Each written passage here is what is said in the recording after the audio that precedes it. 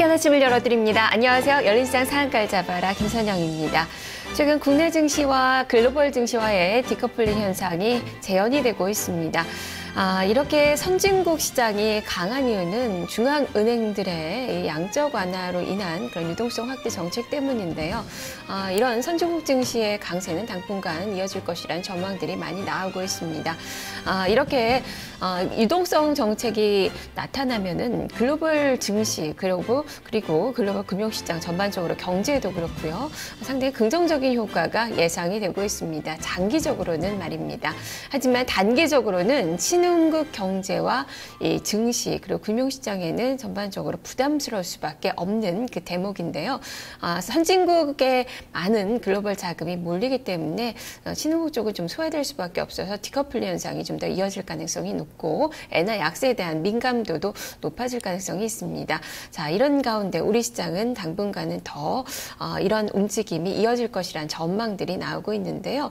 오늘 새벽에 마감된 뉴욕 증시는 또다시 사상 최고치 랠리를 다우지수가 보여줬습니다. 전체적인 지수는 혼조세였지만 다우지수의 랠리는 꺾이지가 않고 있는데요. 자, 우리 증시에 어떤 영향을 미칠지 오늘도 디커플링한 그 모습이 나타날지 여부 살펴보도록 하겠습니다. 해외 증시 포인트부터 짚어보죠. 최하나 기자입니다. 네, 뉴욕 증시는 혼조세로 마감하긴 했지만요. 이 숨고르기 양상을 보이긴 했지만 다우지수가 연일 최고치를 경신하고 있습니다. 그럼 먼저 종가부터 확인하도록 하겠습니다. 다우지수의 종가부터 확인하겠습니다. 0.02% 상승해서 14,450선의 거래를 마감하는 모습 볼 수 있었습니다.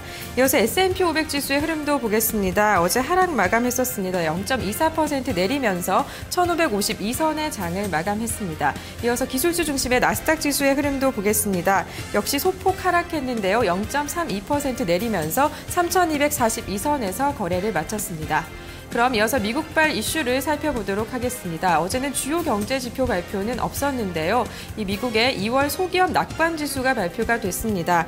전미 자영업 연맹에서 발표하는 지수인데요. 90.8을 기록해서 전달보다 소폭 상승하면서 마감을 했지만 여전히 낮은 수준이라는 평가가 있었습니다. 이어서 기업의 실적 발표 소식도 보겠습니다. 코스트코가 2분기 실적이 전년보다 39% 증가했다고 발표했는데요. 이에 따라서 주가도 2%대 상승하는 흐름을 보였습니다. 또 이어서 기업 소식입니다. 패스트푸드 체인 KFC 등을 보유하고 있는 얌브랜드가 중국 매출이 증가했다라는 소식에 1%대 상승하면서 마감했습니다. 그럼 어제 유일하게 상승 마감한 다우존스 지수의 업종별 그리고 종목별 등락을 이어서 살펴보도록 하겠습니다. 어제 0.02%대 오름폭을 확대하면서 신고가를 다시 썼습니다. 업종별 등락 보시면요. 업종별로는 좀 혼조세였습니다. 오르는 업종과 하락한 업종이 섞여 있었는데요. 기초소재주와 기술주는 좀 오름폭을 확대하는 모습이었고요. 반면에 이 필수 소비재와 그리고 통신주 같은 거는 좀 하락하는 모습을 볼 수가 있었습니다. 그럼 종목별 등락도 살펴보도록 하겠습니다. 종목별로도 오름세와 내림세가 좀 반전을 하고 있었는데요. 먼저 가장 많이 오른 종목부터 보겠습니다. 제약사 머크사가 이제 임상실험을 할 수 있게 됐다는 그 통과 결과가 나오면서 어제 3%대 급등하는 모습으로 마감을 했습니다. 반면에 하락한 종목도 있는데요. 하락한 종목도 살펴보겠습니다. 가장 많이 하락한 종목은요. 이 캐터필러사였습니다. 어제 1%대 조정을 받는 모습이 특징적이었습니다. 네, 이렇게 뉴욕 증시가 마감을 했었고요. 유럽 증시도 이어서 살펴보도록 하겠습니다.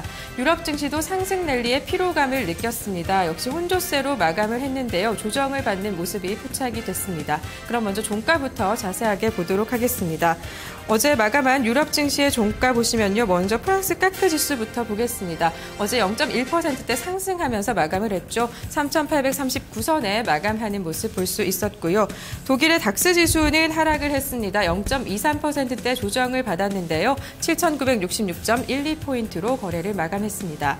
마지막으로 영국의 푸츠백 지수도 보겠습니다. 0.1%대 역시 상승했습니다. 어제 6,510선에 거래를 마감하는 모습 볼 수 있었습니다. 네, 그럼 유럽발 이슈도 이어서 살펴보도록 하겠습니다. 유럽에서는 경제지표 발표가 있었습니다. 영국에서 발표된 지표입니다. 1월에 산업 생산이 예상 밖의 감소를 나타냈습니다. 전월보다 1.2% 내림세를 보여서 증시에 영향을 줬었고요. 그리고 독일에서 발표된 지표가 있습니다. 2월에 소비자 물가지수가 전월보다 0.6% 상승을 기록했습니다. 네, 기업 소식도 하나 전해드리겠습니다. 기업 소식인데요. 이 구리 생산 업체죠. 안토파가스타가 배당금을 전년보다 2배를 높인다는 소식이 나오면서 3%대 급등하는 모습 볼 수 있었습니다.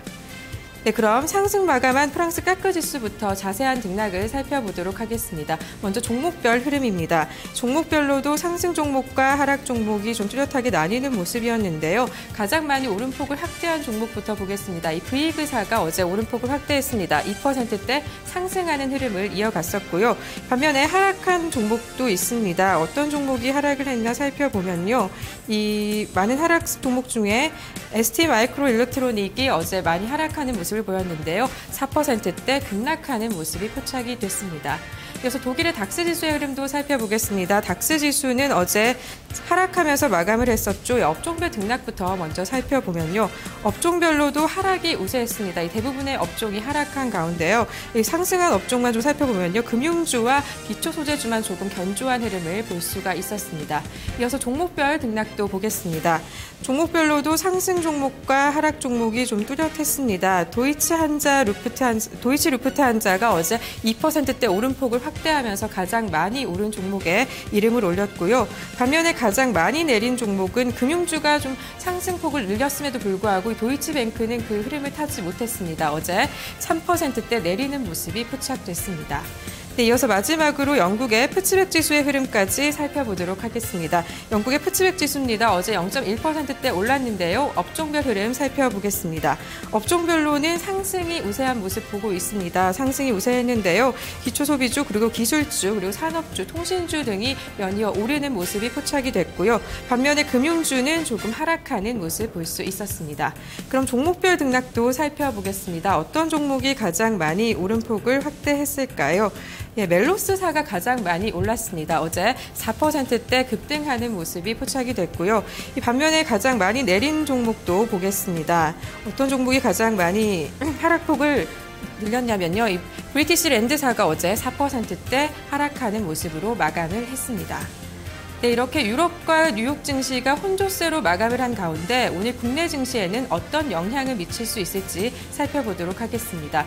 먼저 긍정적인 영향을 주는 것들입니다. OECD에서 발표가 있었습니다. 유로존의 경제 회복 신호가 오고 있다. 하반기부터 기대할 만하다라는 발언이 있었고요. 또 미국의 다우지수가 엿새째 사상 최고치를 경신하는 것도 국내 증시에는 긍정적인 흐름을 보일 것으로 보입니다.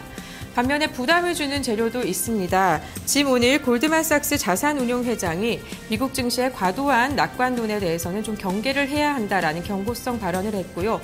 또 국내 증시에 미치는 영향이 큰 북한발 지정학적 리스크가 계속 지속될 것 같고 엔화의 추가 약세가 발표가 된다면 여기에 대한 부담도 작용할 것으로 보입니다. 지금까지 해외 증시 포인트였습니다.